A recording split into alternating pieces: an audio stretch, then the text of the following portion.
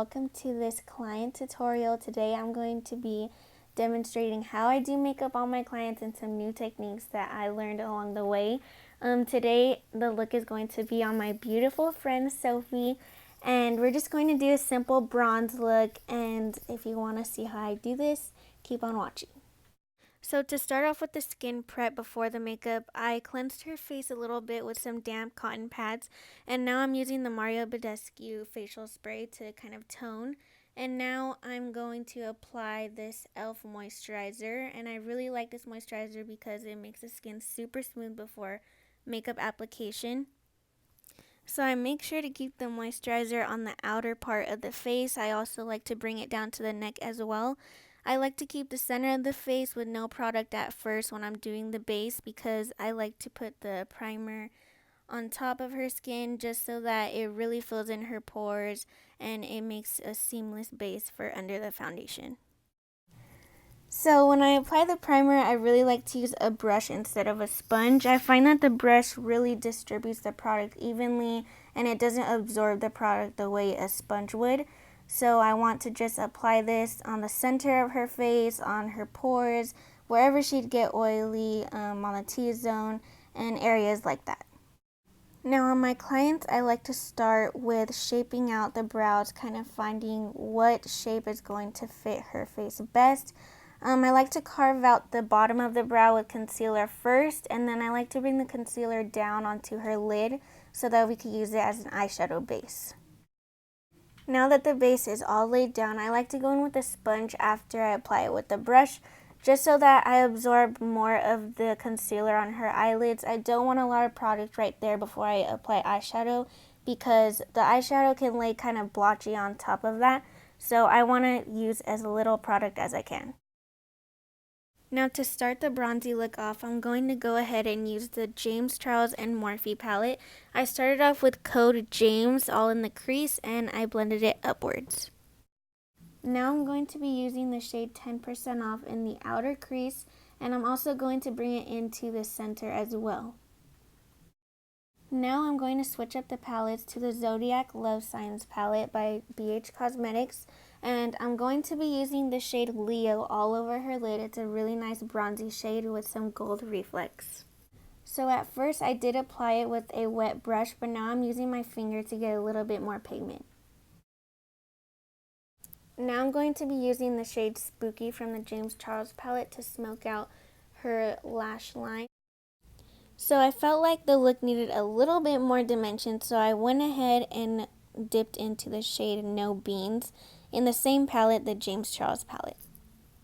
Now I'm going back into the BH Cosmetics Zodiac Signs palette, and I'm going to take the shade Cancer. It's a more gold tone shade, and I'm only going to pop that right in the center of the lid and then blend it out on the top. Now we're going to move on to the face. I like to apply the foundation in the outer part of the face, and when I get to the center, I like to leave that for the concealing and highlighting portion. I like to use minimal product on the inner part of the face, because on the forehead, if you use too much product, or under the eyes, that's the first thing that you can see where the makeup is just really cakey. So I like to blend all the foundation down to the neck, and then once I have a little bit less product on my brush, I like to go in barely and touch the center of the face, but I like to keep that part open for the concealer.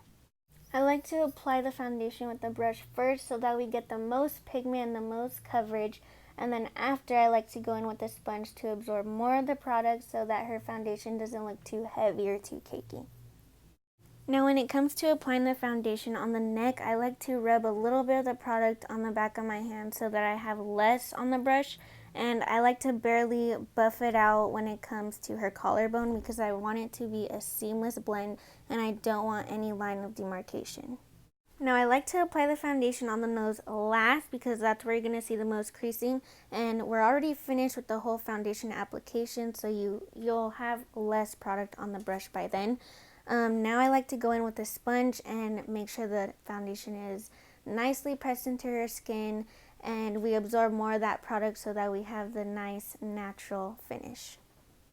Now for concealing, I went ahead and took the LA Girl Pro Concealer. I like to bring the concealer down the side of the nose as well, because I'm concealing and highlighting at the same time.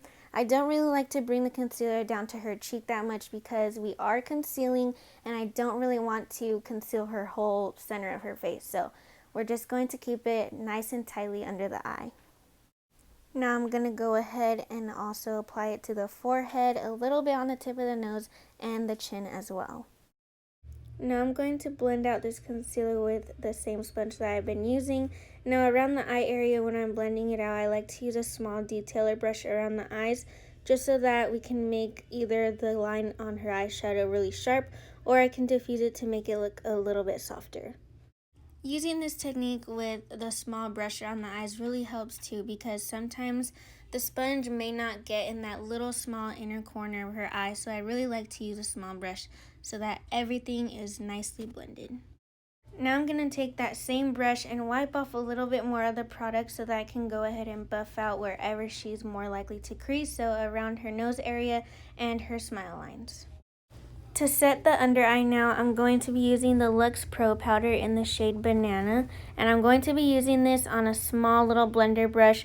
I don't really like to use a sponge because it looks too cakey, so I find that using a brush really makes it look seamless and it looks a lot more natural. Now when I'm setting the face, I really like to focus more of the powder on the center of the face where she'd get more oily or where she's more likely to crease. And when I set the rest of the face, I like to use a more big fluffy brush so that you don't really get a lot of powder because the foundation that we use is already self-setting. Plus, when you use less powder, I find that the skin looks more glowy and you could see the skin more so than just makeup sitting on top of the skin. So it looks really natural and really put together. Now once again, I'm going to go back in with my sponge and just press that powder into her skin so that everything looks really nice and flawless. Now I'm just going to lightly dust the powder all over her face and then move on to the neck area. When you're setting the neck area with the powder or when you're doing the foundation, you always want to move upwards so that you don't give her any neck wrinkles because we always want to look younger. Now I'm going to take this BH Cosmetic Pro Contour Palette and I'm going to take more cooler tones because when you're doing contour, you always want to create a shadow. You don't really want to bring in warmth to the face just yet because that's going to be for the bronzing. So when I contour the face, I try not to start on the lower cheek because that's going to just drag down her cheeks. So we want to be lifting up the skin, lifting up the face. So I start on the very top of her cheek, kind of by her temples, and I start creating that nice shadow right there just to give her face a nice lift. So I love to use a fan brush to do the contour because it's really slim and you can get a really nice chiseled cheek out of it, but it's still going to be natural because you're not getting that really harsh line. It's going to diffuse out the contour so that it looks really nice on the skin. Now I'm going to go back into that same palette. I'm taking more of a warmer shade now that we're going to do the bronzing, and I'm also going to mix it in with this Mariah Carey highlighter. It's going to bring her a lot of glowiness as well because this has some shimmer reflex in it. So when I'm bronzing up the forehead, I don't want her to have too much shine because then she'll kind of look a little bit oily. So I went ahead and dipped into the same contour palette. I used the same bronzer shade, but I did not mix it in with the glowy highlighter. Now something I really like to do is kind of dust over the bronzer over the cheek area, kind of a little bit under the eye. It's not going to make her look like super bronzed up, but it's going to give her a little bit more color under the eye because sometimes it can tend to look a little bit more white than around the face. So I want to bring some more color back into the center of the face as well. Now I'm going in with the flat top brush and I'm going to clean up underneath her contour with the same setting powder. I don't want to use a sponge and make that harsh line with the powder because you're just going to have a really unflattering line. So you want it to be really diffused, and the way you get this is by using a brush.